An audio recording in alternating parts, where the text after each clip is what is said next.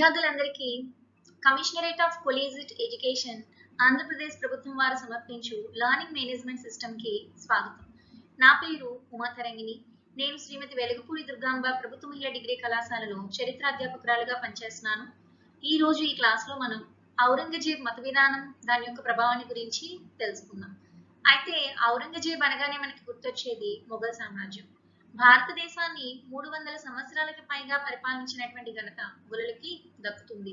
అయితే మొఘలు భారతదేశంలో పరిపాలించినటువంటి కాలంలో వారు అనుసరించినటువంటి మత విధానాలు, ముఖ్యంగా ఔరంగజేబ్ కాలం నాటి మత విధానాలు ఖచ్చితంగా మనం తెలుసుకోవాలి. అయితే విద్యార్థులు ఈ పాఠ్యాంశం అంటే మొఘల్ సామ్రాజ్యం అనే పాఠ్యాంశం ఏదైతే ఉందో దానిని అకాడమిక్ పాయింట్ ఆఫ్ వ్యూలోనే కాకుండా ముఖ్యంగా కాంపిటేటివ్ ఎగ్జామ్స్ లో మిడివల్ ఇండియన్ హిస్టరీ నుంచి వచ్చేటటువంటి క్వశ్చన్స్ అనేవి ఎక్కువగా ఈ మొఘల్ సామ్రాజ్యం నుండి ఎక్కువగా వస్తాయి. కాబట్టి దీన్ని ఆ రకంగా కొంచెం ఫోకస్ చేయండి. అలాగే విద్యార్థులు ఈ పాఠ్యాంశం నుంచి ఏం నేర్చుకుంటారు అనేది చూసుకున్నట్లయితే ముఖ్యంగా 17వ శతాబ్దం నాటి భారతదేశంలో మత పరిస్థితులు అనేవి ఎలా ఉండేవి అనేది తెలుసుకుంటారు. అలాగే ఔరంగజేబ్ యొక్క స్వభావాన్ని గురించి అంచనా వేయటం అనేది జరుగుతుంది. ఆయన అనుసరించినటువంటి వివిధ మత విధానాల గురించి విద్యార్థులు తెలుసుకుంటారు. అలాగే చూసుకున్నట్లయితే మొఘల్ సామ్రాజ్య పతనానికి గల కారణాలలో ఔరంగజేబ్ యొక్క బాధ్యత అనేది ఎంతవరకు ఉంది అనే విషయాన్ని విద్యార్థులు తెలుసుకోవటం అనేది జరుగుతుంది. ఔరంగజేబు అనుసరించినటువంటి మత విధానాన్ని తెలుసుకోవడానికన్నా ముందు ఔరంగజేబు ఎవరు, ఆయన యొక్క స్వభావం ఎలాంటిది అనేది కనుక చూసుకున్నట్లయితే మొఘల్ పాలకులని మనం 2 రకాలుగా డివైడ్ చేయవచ్చు. మొదటి 6 అంటే 1526 బాబర్ భారతదేశంలో మొఘల్ సామ్రాజ్య స్థాపన చేసిన దగ్గర నుంచి 1707 వరకు ఔరంగజేబ్ యొక్క మరణం వరకు కూడా ఈ 6 ఎవరైతే ఉన్నారో బాబర్, అలాగే హుమయూన్, అలాగే అక్బర్, అలాగే జహంగీర్, షాజహాన్ అండ్ చివరి గొప్ప మొఘల్ పాలకుడు ఔరంగజేబ్ గా మనం చెప్పుకోవచ్చు. సో ఈ 6 యొక్క పాలనా కాలంలో మొఘల్ సామ్రాజ్యం అనేది భారతదేశం మొత్తంగా విస్తరించింది అని అండ్ మంచి పరిపాలన అందించారని చెప్పి మనం చెప్పుకోవచ్చు. వీరి తర్వాత వచ్చినటువంటి కడపటి మొఘలుల కాలంలో అంత సమర్థవంతమైనటువంటి పాలకులు లేకపోవడంతో మొఘల్ సామ్రాజ్యం అనేది పతనావస్థకి చేరుకుందని చెప్పచ్చు. ఆ విషయాన్ని కనుక పక్కన పెట్టినట్లయితే ఔరంగజేబ్ భారతదేశాన్ని పాలించినటువంటి చివరి గొప్ప మొఘల్ పాలకుడుగా మనం చెప్పుకోవచ్చు. అయితే ఈయన షాజహాన్ యొక్క 3వ కుమారుడు. ఇక్కడ మీరు చూసినట్లయితే షాజహాన్కి మొత్తం 7 సంతానం. అందులో 4 కుమారులు, 3 కుమార్తెలు. అందులో పెద్దవాడు దారాషికో, అలాగే రెండవ వాడు షాషుజా, 3వ వాడు ఔరంగజేబ్, 4వ కుమారుడు మురాద్. సో ఇక్కడ మీరు చూసుకున్నట్లయితే ఔరంగజేబ్ ఈ స్క్రీన్ పైన ఉన్నటువంటి ఫోటోలో కనుక మీరు చూసుకున్నట్లయితే ఔరంగజేబ్ ఇక్కడ కనిపిస్తున్నటువంటి వ్యక్తుల్లో 3వ వాడు. ఈ 3 కూడా షాజహాన్ యొక్క కుమారులు. పెద్దవాడు దారాషుకో, రెండవ వాడు షాషుజా, అలాగే ఔరంగజేబ్. సో వీరు 3 కూడా అలాగే మురాద్, వీళ్ళ 4 షాజహాన్ యొక్క సంతానం. ఇక్కడ చూసుకున్నట్లయితే షాజహాన్ ముంతాజ్ బేగం అంటే అర్జుమాందు బాను బేగంలకు జన్మించినటువంటి 3వ సంతానమే ఔరంగజేబ్. ఈయన 1618 నవంబర్ 4న జన్మించారు. ఈయన యొక్క అసలు పేరు మొహియుద్దీన్ మహమ్మద్. ఈయనకి తన తండ్రి ఇచ్చినటువంటి బిరుదు ఔరంగజేబ్. అంటే షాజహాన్ ఔరంగజేబ్ అనే బిరుదుని మొహియుద్దీన్ మహమ్మద్ కి ఇవ్వడం జరిగింది. ఇంతకీ ఔరంగజేబ్ అంటే అర్థం సింహాసనానికి ఆభరణం లాంటివాడు అని చెప్పి అర్థం అనమాట. అలాగే ఔరంగజేబ్ సింహాసనాన్ని అధిష్ఠించేటప్పుడు ఆలంగీర్ అనే బిరుదుని పెట్టుకోవడం జరిగింది. సో అలంగీర్ అంటే ఏంటి? ప్రపంచ విజేత అని చెప్పి అర్థం. సో 1658వ సంవత్సరంలో వారసత్వ యుద్ధంలో భాగంగా తన మిగతా సోదరులని ఓడించి తన తండ్రి బతికి ఉంటుండగానే ఆయన సింహాసనాన్ని అధిష్ఠించడం అనేది జరిగింది. అలాగే ఔరంగజేబ్ స్వభావం గురించి కనుక మనం చూసుకున్నట్లయితే ఔరంగజేబ్ చిన్నతనంలో కొంతకాలం నూర్జహాన్ చెంత, అంటే నూర్జహాన్ తనకి నాయనమ్మ అవుతుంది అనమాట. అంటే జహంగీర్ తాత కదా. సో జహంగీర్ భార్య అయినటువంటి నూర్జహాన్ 1611లో వివాహం చేసుకుంటారు. సో అప్పటి నుంచి 1627 వరకు కూడా మొఘల్ పాలనా కాలంలో నూర్జహాన్ తన వంతు పాత్రని పోషించింది అని మనం చెప్పుకోవచ్చు. సో అలాంటి నూర్జహాన్ దగ్గర తన యొక్క బాల్యం అనేది గడిచింది అని చెప్పుకోవచ్చు. సో నూర్జహాన్ దగ్గర ఔరంగజేబు యొక్క ఆ, పెంపకం అనేది కఠినమైనటువంటి నియమాలతో క్రమశిక్షణాయుతంగా పెరిగి పెద్దవాడయ్యాడని మనం చెప్పుకోవచ్చు. కాబట్టి ఔరంగజేబు యొక్క స్వభావం పట్ల నూర్జహాన్ దగ్గర పెరిగినటువంటి కాలం ఖచ్చితంగా ప్రభావితం చేసింది అని చెప్పుకోవచ్చు.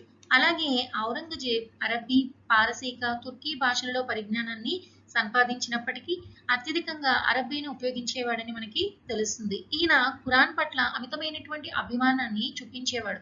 ఖురాన్ని నిత్యం పఠిస్తూనే ఉండేవాడు. సో నిత్యం ఖురాన్ని స్మరించడం, పఠించడం, సో దానిని ఎక్కువగా వల్లివేయటం అనేది జరిగింది. సో ఖురాన్లో ఉన్నటువంటి అంశాలని తాను అలవర్చుకొని ఆచరణలో పెట్టేందుకు ప్రయత్నించేవాడు.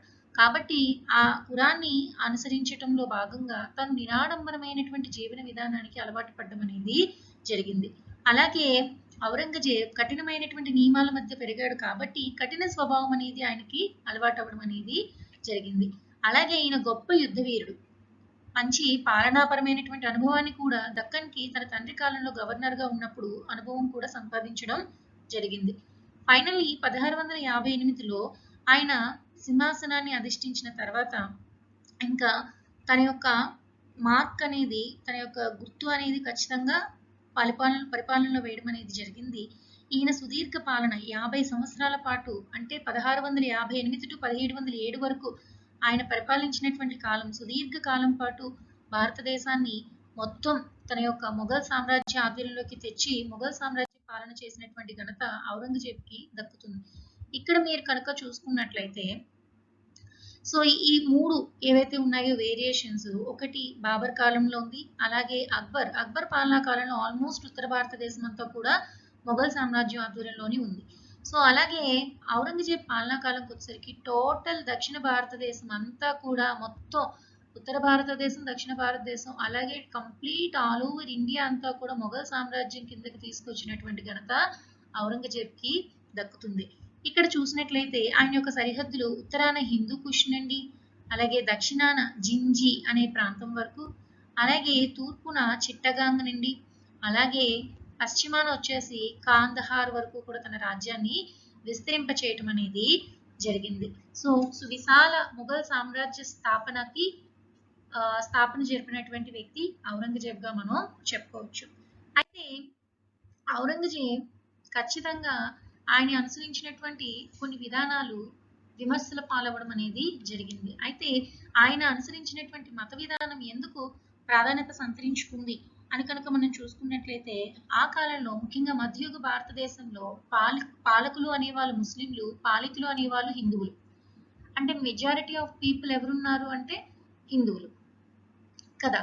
సో ముస్లింలు పాలకులు అవటం వల్ల చరిత్రకారులు చరిత్రని తెలుసుకునే క్రమంలో పాలకులైనటువంటి ముస్లింలపై పక్షపాత ధోరణి ఖచ్చితంగా, అలాగే విమర్శనాత్మకమైనటువంటి ధోరణితోని చరిత్ర అధ్యయనం చేయటం అనేది జరుగుతుంది. సో అందులో భాగంగానే నిష్పక్షపాతమైనటువంటి చరిత్రని తెలుసుకునే ప్రాసెస్లో కొంతమంది చరిత్రకారులు, అలాగే పాలకులైనటువంటి ముస్లింల పైన విమర్శనాత్మకమైన దృష్టితో చరిత్ర అధ్యయనం చేసేటటువంటి చరిత్రకారులు మనకి కనిపిస్తారు. సో ఆ రకంగా మొఘలుల కాలం నాటి మత విధానం అనేది ప్రాధాన్యత సంతరించుకోవడం జరిగింది. ముఖ్యంగా ఔరంగజేబ్ అనేవాడు కఠినమైనటువంటి స్వభావం, మతపరమైనటువంటి ఆచారాలు, నియమాలు ఎక్కువగా కలిగినటువంటి వ్యక్తి. కాబట్టి ఆయన యొక్క మత విధానం అనేది ఖచ్చితంగా ఎక్కువ ప్రాధాన్యత సంతరించుకుంది. ఎందుకంటే ఆయన యొక్క మత విధానం వల్ల ప్రజలపై ఎలాంటి ప్రభావం చూపించింది, అలాగే మొఘల్ సామ్రాజ్యంపై ఎలాంటి ప్రభావం చూపించింది అనేవి ఖచ్చితంగా మనం తెలుసుకోవాల్సిన అంశాలు. అందుకే చరిత్రకారులు ఈయన యొక్క మత విధానం పట్ల విమర్శనాత్మకమైనటువంటి ధోరణితో చూడడం జరిగింది. విమర్శ అనేది మనం పాజిటివ్గా చెప్పుకోవచ్చు, నెగిటివ్గా కూడా చెప్పుకోవచ్చు. సో కొంతమంది ఈయన పరమత ద్వేషి అని, కొంతమంది మత పిపాసి అని, అలాగే హిందూ వ్యతిరేక విధానాలు మాత్రమే ఆచరించారు అని, ఇలా కొంతమంది చరిత్రకారులు పేర్కొనడం జరిగింది. ఆర్సి మజుందార్ కానీ, జాదనాథ్ సర్కార్ కానీ, సో ఇలా చాలా మంది వాటిని పేర్కొనడం అనేది మనం చూస్తాం. సో ఇంకొంతమంది ఆధునిక చరిత్రకారులు ఈయన అనుసరించినటువంటి మత విధానాలపై చేసినటువంటి పరిశోధనల కారణంగా వాళ్ళు తెలుసుకున్న విషయాలు ఏంటంటే, ఔరంగజేబు యొక్క మత విధానాలు కేవలం రాజకీయ, ఆర్థిక పరిస్థితులకు అనుగుణంగా చేపట్టినవే తప్ప మతపరమైనటువంటి కోణంతో చేపట్టినవి కాదు అని పేర్కొనడం జరిగింది. సో ఏది ఏమైనప్పటికీ ఆయన అనుసరించినటువంటి మత విధానం ఎలాంటిది అని తెలుసుకోవాలంటే ఆయన అనుసరించినటువంటి మతపరమైన విధానాలు 4 అంశాల ద్వారా మనం తెలుసుకోవచ్చు. మొదటిది, పాలనలో ఔరంగజేబ్ అనుసరించినటువంటి వైఖరి ఎలాగ ఉంది అనేది తెలుసుకోవాలి. అలాగే ఆయన దేవాలయాల పట్ల అనుసరించినటువంటి విధానాలు, నెక్స్ట్ చూసుకున్నట్లయితే జిజియా పన్ను, అలాగే నెక్స్ట్ చూసుకున్నట్లయితే ఉద్యోగ నియామకాలలో అతని వైఖరి. సో ఈ 4 అంశాలు కనుక మనం పరిశీలించినట్లయితే ఔరంగజేబ్ మత విధానం అనేది ఈజీగా మనం తెలుసుకోవచ్చు. ముందుగా ఆయన పాలనలో ఎలాంటి వైఖరిని ఆచరణలో పెట్టాడు అనేది మనం చూసుకున్నట్లయితే ఈయన కొన్ని అంశాలని దర్బారు నుండి తొలగించడం అనేది జరుగుతుంది. అందులో మొదటిగా సజ్దా అనే ఒక ఆచారాన్ని తొలగించడం జరిగింది. సజ్దా అంటే ఏంటి అని అంటే చక్రవర్తి ముందు మోకరిల్లటం లేదా సాష్టాంగ నమస్కారం చేయటం అనమాట. సో ఈ యొక్క పద్ధతి ఏదైతే ఉంది ఇది పర్షియన్ పద్ధతి. సో ఈ పర్షియన్ పద్ధతిని ఈయన తన దర్బారు నుండి తొలగించడం అనేది జరుగుతుంది. అలాగే నెక్స్ట్ చూసుకున్నట్లయితే నాణాలపై కలేమాల యొక్క ముద్రణ అనేది జరిగేది. ఆ ముద్రణని ఈయన అధికారంలోకి వచ్చిన వెంటనే చేసినటువంటి పని ఆ ముద్రణని స్టాప్ చేయించడం. ఎందుకు? దీని వెనుక గల కారణం ఏంటంటే కలేమాలు అనగా ముస్లిం మతాధికారులచే వేయబడినటువంటి ఆజ్ఞలు, అంటే ఒక రకంగా మతపరమైన నియమాల కింద మనం చెప్పుకోవచ్చు. సో వీటిని మతపరమైన నియమాలని నాణాలపై వేయటం, ఇవి అందరి చేతుల్లోకి వెళ్ళటం, అది హిందువులు అవ్వచ్చు ముస్లింలు అవ్వచ్చు, ఎవరి చేతిలోకి వెళ్ళినా అది కాళ్ళ కింద పడడము, అపవిత్రం అవటం, ఇలాంటివి జరిగే అవకాశాలు అనేవి ఉన్నాయి. సో ఈయన పవిత్ర ముసల్మాన్గా ఖురాన్ని ఫాలో అయ్యి మంచి నియమబద్ధమైన జీవితాన్ని కలిగిన వ్యక్తి కాబట్టి అలాంటి వాటన్నిటిని కూడా దృష్టిలో ఉంచుకొని కలేమాలని ముద్రణ అనేది తొలగించడం జరిగింది. అండ్ ఇంకొకటి ఏంటంటే ఆ నాణాలు అనేవి చేతులు మారి దేవాలయాల్లోకి వెళ్ళే అవకాశాలు కూడా ఉంటాయి. సో ఈ రకంగా కాళ్ళ కింద పడడం, అపవిత్రం అవ్వడం, సో ఇవన్నీ కూడా ఆయన దృష్టిలో ఉంచుకొని నాణాలపై కలేమాల ముద్రని స్టాప్ చేయించారు. అలాగే చూసుకున్నట్లయితే పర్షియన్ వేడుక అయినటువంటి నవరోజ్ని సెలబ్రేట్ చేయడం కూడా స్టాప్ చేయించారు. నవరోజ్ అనేది పర్షియన్లు జరుపుకునేటటువంటి ఒక రకమైన నూతన సంవత్సర వేడుకలు అని చెప్పుకోవచ్చు. సో ఈ నూతన సంవత్సర వేడుకల్ని ఆయన వాటిని జరపకూడదు అని చెప్పి ఆజ్ఞలు జారీ చేయడం అనేది జరిగింది. అలాగే జరోకా ఈ దర్శన్ అనగా ఏంటంటే ఇది అక్బర్ కాలంలో స్టార్ట్ అయింది. సో జరోకా ఈ దర్శన్ అంటే ఏంటంటే సామాన్య ప్రజలకి చక్రవర్తి ఒక కిటికీ ద్వారా, అంటే కోటలోని కిటికీ ద్వారా సామాన్య ప్రజలకి దర్శనం అనేది కల్పించడం అనమాట. సో దీని వలన చక్రవర్తి యొక్క యోగక్షేమాలు అలాగే ప్రజల యొక్క యోగక్షేమాలు ఇరువురికి తెలుస్తాయి అనే ఒక ఉద్దేశంతో ఈ జరోకా ఈ దర్శన్ని ఆచరించడం జరిగింది. అయితే దీనిని ఔరంగజేబ్ కొన్ని కారణాల దృష్ట్యా దానిని స్టాప్ చేయించాడు. అలాగే నెక్స్ట్ చూసుకున్నట్లయితే సామూహికంగా హోలీ, దీపావళి, మొహర్రం లాంటి పండుగలని జరుపుకోవటాన్ని నిషేధించారు. అంటే సామూహికంగా అంటే బయట అందరూ కలిపి చేసుకోవటాన్ని దీన్ని నిషేధించారు. ఎవరికి వారు ఇండివిజువల్ గా వారి ఇళ్ళకి మాత్రం పరిమితమై చేసుకునే అవకాశాన్ని కల్పించడం అనేది జరిగింది. అయితే కొంతమంది చరిత్రకారుల ప్రకారం ఈ దీపావళి అనేది మందుగుండ సామాగ్రి తయారు చేస్తున్నారు. ఆయన దక్కన్ విధానంలో భాగంగా సో ఈ యొక్క యుద్ధ సామాగ్రి తయారు చేయడానికి మందుగుండ సామాగ్రి చాలా అవసరం. సో కాబట్టి వాటిని స్టాప్ చేయడం ఆ అవసరం ఉంది కాబట్టి దీపావళి వేడుకలు నిర్వహించడానికి ఆయన యాక్సెప్ట్ చేయలేదు అని చెప్పి చెప్పడం జరిగింది. కానీ ఈ యొక్క దీపావళి వేడుకలు ఇవన్నీ ఏవైతే ఉన్నాయో ఎవరి ఇళ్లకు వాళ్ళు పరిమితమై వాటిని చేసుకునే అవకాశం అనేది కల్పించారు. మొహరం అనేది షియాలు జరుపుకునేటటువంటి ఒక పండుగ కాబట్టి వీటిని కూడా సామూహికంగా బయట అందరూ కలిపి జరుపుకోవటాన్ని నిషేధించి ఎవరి ఇళ్లకు మాత్రమే వాళ్ళు పరిమితమై చేసుకునేలాగా అవకాశం కల్పించడం అనేది జరిగింది. అలాగే ముస్లిం పవిత్ర గ్రంథమైనటువంటి ఖురాన్ నియమాలకు వ్యతిరేకమైనటువంటి సంగీతం, చిత్రలేఖనం వీటిని తన యొక్క దర్బారు నుండి తొలగించడం జరిగింది. అయితే ఇక్కడ మనం గమనించాల్సింది సంగీతం, చిత్రలేఖనం ఖురాన్ నియమాలకి వ్యతిరేకం కాబట్టి తొలగించారు అనంటే దీని వెనుక ఇతరత్ర కారణాలు కూడా ఉన్నాయి. ఏంటి అంటే సంగీతం ఈయన తొలగించడం జరిగింది. అయితే సంగీత ఆలాపనని మాత్రమే తొలగించారు తప్ప సంగీత పరికరాల వినియోగాన్ని ఈయన తొలగించడం అనేది జరగలేదు. ఎందుకంటే స్వయంగా సంగీత పరికరాలు ఉపయోగించడం స్వయంగా ఔరంగజేబ్కే చాలా ఇష్టం. ఆయన వీణా పరికరాన్ని ఉపయోగించడంలో గొప్ప సిద్ధహస్తుడు కాబట్టి అలాగే రాజదర్బార్లోని అలాగే స్త్రీలు రాజపుత్ర స్త్రీలు అలాగే ముస్లిం రాణులు ఉండేటటువంటి కోట ఆ భవనానికి సంగీత ఆలాపన వీటన్నిటిని కూడా యాక్సెప్ట్ చేయడం అనేది జరిగింది. అలాగే చరిత్రకారులని కూడా తన దర్బారం నుండి తొలగించడం అనేది మనం చూస్తాం. సో దీని వెనక ఉన్నటువంటి రీజన్ ఏంటంటే ఆర్థిక పరమైనటువంటి కారణాల దృష్ట్యా మాత్రమే వాళ్ళని తొలగించడం అనేది మనం చూస్తాం అనమాట. ఎందుకంటే ఆ కాలంలో ఈయన వెండి సిర అనేది ఉపయోగించేవారు లేఖనానికి. ఆ వెండి సిరాని తొలగించి సిరామిక్ సిరని ఉపయోగించారు అని అంటే అక్కడ ఆర్థిక పరిస్థితి అనేది చాలా తక్కువగా ఉంది కాబట్టి సో దానికి తగ్గట్టు మిగులు చూపించడం కోసమని ఆయన ఆ యొక్క ఆర్థిక పరిస్థితుల దృష్ట్యా చరిత్రకారులని కూడా తొలగించారు తప్ప దీని వెనక మతపరమైన కారణాలు అనేవి మనం చెప్పుకోవడానికి లేదు అని చరిత్రకారుల అభిప్రాయం. అలాగే ఖురాన్ అలాగే ఇస్లాం మతానికి వ్యతిరేకంగా ఉండేటటువంటి ఈ యొక్క మత్తు పానీయాల స్వీకారం ఏదైతే ఉందో స్వయంగా ఆయన దాన్ని తీసుకోకుండా అంటే ఆల్కహాల్ని ఆయన స్వయంగా నిరోధించి అంటే వాటిని వాడకుండా ఉండేవాడు. అలాగే ప్రజలలో కూడా అలవాటు అనేది చేసుకోవడం కోసం ఆల్కహాల్ని పూర్తిగా బంద్ చేయించడం అనేది జరిగింది. అలాగే వీటి యొక్క యూసేజ్ అనేది ఎక్కడా కూడా జరగకుండా ఉండేందుకు కరెక్ట్గా ఆయన యొక్క జారీ చేసినటువంటి ఆజ్ఞలు సక్రమంగా ఫాలో అవుతున్నారా లేదా, ప్రజల యొక్క జీవన విధానం అనేది కరెక్ట్గా ఉంటుందా లేదా అనే వీటి కోసం అలాగే ముఖ్యంగా ముస్లిం నియమాలు అనేవి సక్రమంగా అమలు జరుగుతున్నాయా లేదా అనే ఒక ఉద్దేశంతో ఈయన ముతాహాసిబ్లు అనే ఒక మతాధికారులని అపాయింట్ చేయడం అనేది కూడా మనం చూస్తాం. పాలనలో ఈయన అనుసరించినటువంటి ఈ వైఖరి ఏదైతే ఉందో ఇది ముస్లింలు అదే హిందూ వ్యతిరేక విధానాలుగా మనకు ఎక్కడ కూడా కనిపించదు. కొన్ని సిజ్దా తొలగించడం, నౌరూజ్ వేడుకలు బంద్ చేయడం, అలాగే జరోకా ఈ దర్శనాన్ని స్టాప్ చేయడం ఇవన్నీ కూడా పర్షియన్ ఆచారాలు కాబట్టి వీటిని ఆయన నిరోధించారు తప్ప పర్షియన్ వ్యతిరేక విధానాలు మనకు కనిపిస్తాయేమో కానీ హిందూ వ్యతిరేక విధానాలు మనకి ఎక్కడ కూడా కనిపించవు అని చరిత్రకారులు పేర్కొనడం అనేది జరిగింది.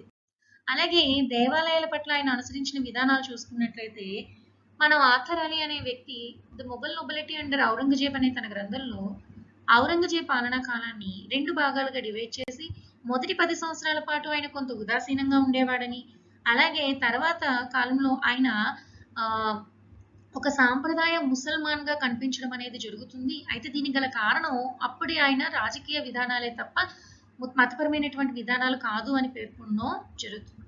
అయితే ఇక్కడ మనం చూసుకున్నట్లయితే ఔరంగజేబ్ అధికారంలోకి వచ్చిన తర్వాత ఆయన ఒక ఫర్మానా జారీ చేస్తారు. దీని ప్రకారం ఏంటంటే పాత దేవాలయాల్ని కూల్చివేయటం, అలాగే నూతన దేవాలయాల నిర్మాణానికి ఆమోదం అనేది ఇవ్వకూడదు. ఇన్ కేస్ ఎవరైనా నిర్మాణ చేయదలిచినట్లయితే చక్రవర్తి యొక్క అంగీకారం అనేది ఖచ్చితంగా తీసుకోవాలి అని.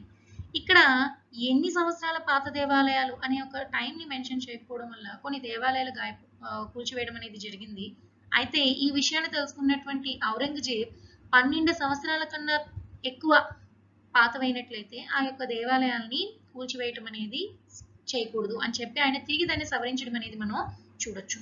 అయితే చాలా మంది చరిత్రకారులు కూల్చివేయడం జరిగింది, హిందూ దేవాలయాలకు వ్యతిరేకంగా, హిందూ మతానికి వ్యతిరేకంగా ఇదంతా చేశారు అని చెప్పినట్టయితే విశాంబర్నాథ్ పాండే తన యొక్క గ్రంథమైన ఔరంగజేబ్లో ఆయన ఏం పేర్కొన్నాడంటే ఔరంగజేబ్ చాలా దేవాలయాలకు సంబంధించి రిపేర్లకి అలాగే వాటి యొక్క చిన్న చిన్న రిపేర్స్ కి సంబంధించి ఖర్చులు అలాగే ఆ యొక్క దేవాలయాల అభివృద్ధికి ఆయన అనేక జాగీర్లని దానంగా ఇచ్చాడు అని చెప్పి ఆయన చెప్పడం జరిగింది. వాటిని చూపిస్తూ ఆయన 1659 మార్చి 10న బెనారస్ దేవాలయానికి సంబంధించి ఇచ్చిన ఫర్మానా, 1672లో అలాగే ఇంకొక ఫర్మానా, సో వీటిని ఆయన చూపించడం జరిగింది. అలాగే అలహాబాద్ సోమేశ్వరనాథ్ మహాదేవ మందిరం, జంగంవాడి శివాలయం ఇలా చాలా దేవాలయాలకు అనేక జాగీర్లను ఆయన దానంగా ఇవ్వడం అనేది జరిగింది. వాటి ఉత్తరానికి కూడా రిపేర్లకు కూడా ఆయన ఎంతో కొంత దానాలు చేస్తూ అక్కడ ఉండేటటువంటి వ్యక్తుల అవసరానికి సరిపడా అమౌంట్ ని కూడా ఆయన ఇచ్చేవాడు అని చెప్పి మనకి పేర్కొనడం జరిగింది. అలాగే హిందూ మందిరాలకే కాకుండా జైన మందిరాలకి, బౌద్ధ మఠాలకి కూడా ఆయన అనేక జాగీర్లని దానం చేశాడని, అలాగే క్రైస్తవ చర్చిల నిర్మాణంలో కూడా ఆయన ధన రూపంలో సహకారం అందించాడని మనకి తెలుస్తుంది. అయితే ఈ క్రమంలో మనకి చరిత్రకారులో వచ్చిన విమర్శ ఏంటంటే అయితే కూల్చలేదా, ఖచ్చితంగా ఆయన కూల్చలేదని ఎవరు అనరు. గోల్కొండలో అంటే ఆయన వారణాసిలో విశ్వనాథ మందిరాన్ని కూల్చారు, అలాగే ముస్లిం మసీద్ అయినటువంటి గోల్కొండలోని జామీ మసీదుని కూడా ఈయన కూల్చారు. వీటి వెనక ఫర్ ఎగ్జాంపుల్ వారణాసిలో విశ్వనాథ మందిరం అనేది అక్కడ ఉన్న లోకల్ రాజుల యొక్క విన్నపం మేరకు ఆ విశ్వనాథ మందిరం అపవిత్రం అయింది అని భావించి అక్కడ ఉన్న విగ్రహాన్ని వేరే దగ్గరికి తరలించి ఆ యొక్క మందిరాన్ని కూల్చివేయటం అనేది జరిగింది. అలాగే గోల్కొండ జామీ మసీద్ కూల్చివేయడానికి కూడా కారణం ప్రజలని దోచుకుంటూ పన్నులను అత్యధికంగా వసూలు చేసి అబుల్ హసన్ తానీషా ఆ యొక్క పన్నులన్నింటినీ కూడా ఆ డబ్బునంతటినీ కూడా ఒక భూమిలోని కప్పిపెట్టి దానిపైన మసీదుని నిర్మించాడని చెప్పి తెలుస్తుంది. ఈ విషయం తెలుసుకున్నటువంటి ఔరంగజేబ్ ఆ యొక్క మసీదుని కొల్లగొట్టి అక్కడ ఉన్నటువంటి ధనాన్ని తీసి ప్రజాహిత కార్యక్రమాలకు ఉపయోగించడం అనేది జరిగింది. సో అయితే ఔరంగజేబ్ ఏదైతే ఈ యొక్క దేవాలయాల కూల్చివేత ఇవన్నీ చేశాడు. అయితే ఇది దక్కన్ విధానంలోని అలాగే రాజపుత్రులతో ఆయన అనుసరించినటువంటి రాజకీయ విధానాల్లో వాళ్ళకి పనిష్మెంట్స్ లో భాగంగానే దేవాలయాల కూల్చివేత చేశాడు తప్ప మతపరమైనటువంటి కారణాలతో చేయలేదు అని చరిత్రకారులు పేర్కొనడం అనేది జరుగుతుంది. అలాగే నెక్స్ట్ చూసుకున్నట్లయితే జిజియా పన్ను అనేది భారతదేశంలో మొట్టమొదటిగా మహమ్మద్ బిన్ కాసిం స్టార్ట్ చేయడం జరిగింది. తర్వాత అక్బర్ యొక్క పాలనా కాలంలో 1664లో ఈ జిజియా పన్నును ఆయన రద్దు చేశారు. జిజియా అనగా ముస్లిమేతరులపై విధించేటటువంటి పన్ను. ఇది 1679 ఏప్రిల్ 2న తిరిగి ఔరంగజేబ్ చే పునఃప్రారంభించడం అనేది జరిగింది. అయితే ఔరంగజేబ్ జిజియా పన్ను విధించడంలో గల కారణం ముస్లిం న్యాయ సూత్రాలకు అనుగుణంగా ఆయన పరిపాలన చేపట్టడంలో భాగంగా ఖరజ్ అనేది ముస్లింలపై విధించాడు పన్ను. అదే ఖరజ్ పన్ను ముస్లిమేతరులపై విధించలేదు. కాబట్టి ముస్లిమేతరులైనటువంటి వారిపై జిజియా అనే పన్నుని విధించడం అనేది జరిగింది. అయితే ఈ జిజియా పన్ను అనేది కేవలం వాళ్ళు సంపాదించినటువంటి ఆదాయానికి అనుగుణంగా వేరియేషన్స్ అంటే ఆదాయానుసారంగానే ఆ యొక్క పన్నుని వసూలు చేయడం అనేది మనం చూస్తాం.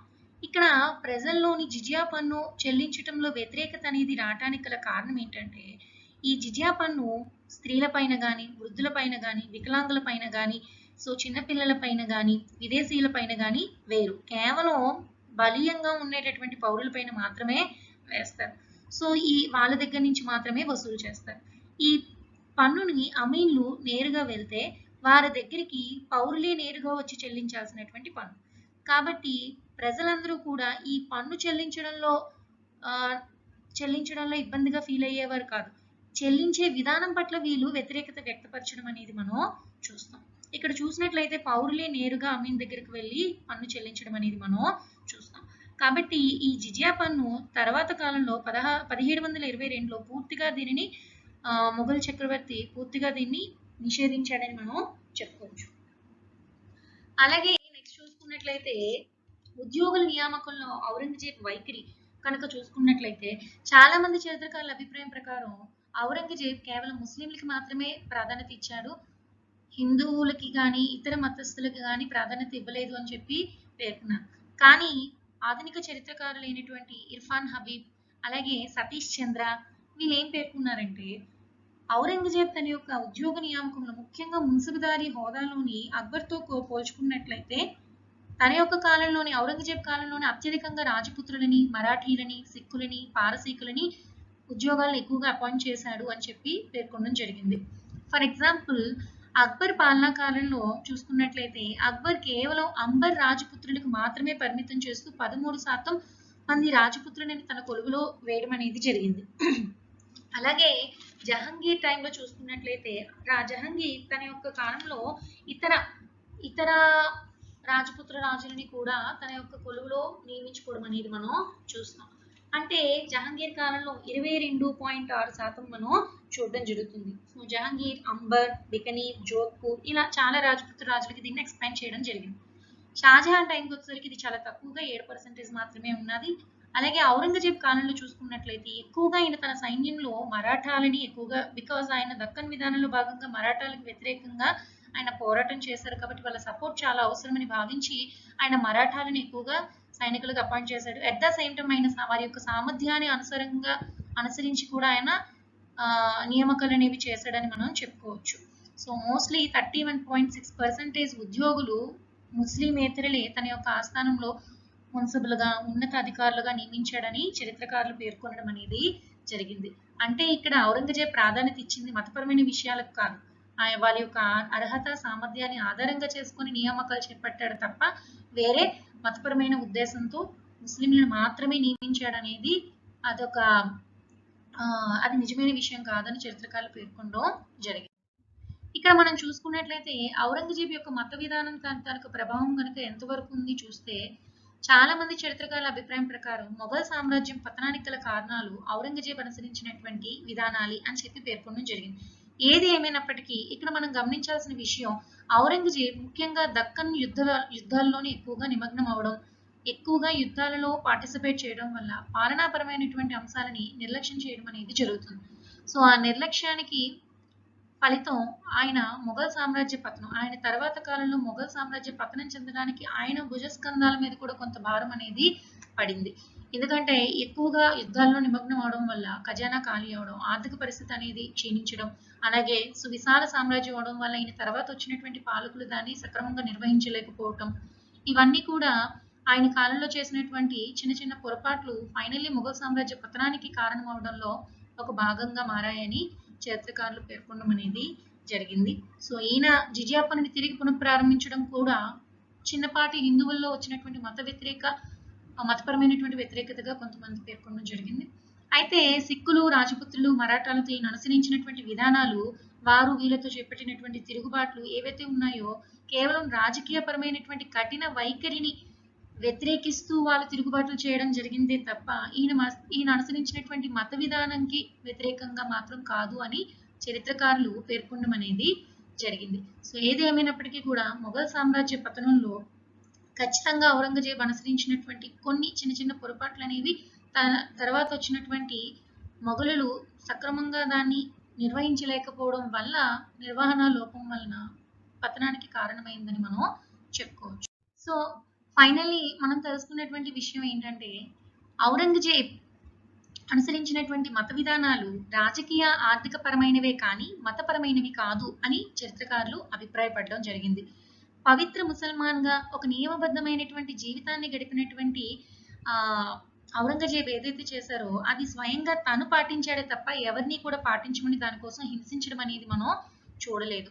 సో చరిత్ర నిష్పక్షపాతమైనటువంటి అధ్యయనంలో అనేకమైనటువంటి నూతన ఆధునిక చరిత్రకారులు ఔరంగజేబ్ గురించి వెలికి తీసినటువంటి ఒక సరికొత్త చరిత్రగా మనం ఈ యొక్క మత విధానాన్ని అధ్యయనం చేయటం వల్ల తెలుస్తుంది. విద్యార్థులు ఈ విషయాన్ని ఎంతైనా గమనించి చరిత్ర నిష్పక్షపాత అధ్యయనం అనేది చాలా అవసరం అని గమనించాలి. నాకు ఈ అవకాశం ఇచ్చినటువంటి కమిషనరేట్ ఆఫ్ కొలీజియేట్ ఎడ్యుకేషన్కి నా యొక్క ధన్యవాదాలు.